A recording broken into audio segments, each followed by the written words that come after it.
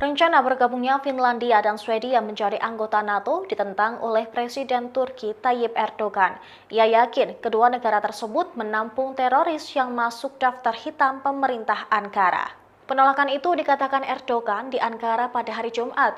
Ia menyebut kedua negara itu melindungi para tokoh Partai Pekerja Kurdistan atau PKK yang dimusuhi Turki. PKK dianggap gerakan separatis yang beroperasi di Turki Tenggara.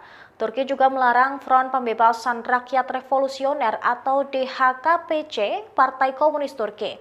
Pernyataan itu muncul setelah Helsinki dan Stockholm menunjukkan niat mereka bergabung aliansi militer pimpinan AS. Sebelumnya, Finlandia dan Swedia dikenal sebagai negara yang netral. Namun setelah invasi Rusia di Ukraina dimulai, mereka didesak untuk bergabung dengan NATO.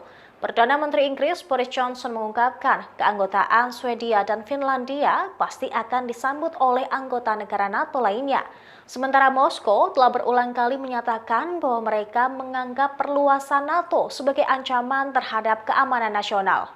Kremlin juga telah memperingatkan Swedia dan Finlandia bahwa mereka akan membahayakan keamanan mereka daripada meningkatkannya dengan bergabung dengan aliansi tersebut.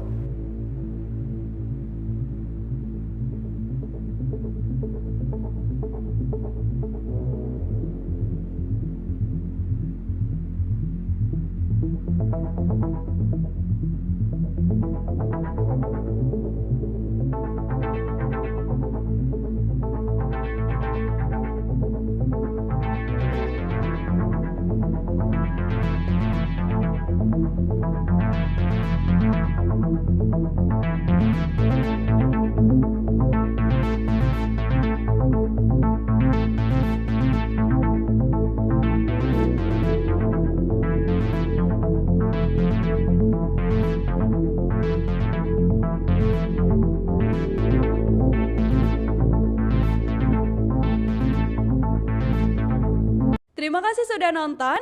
Jangan lupa like, subscribe, dan share ya.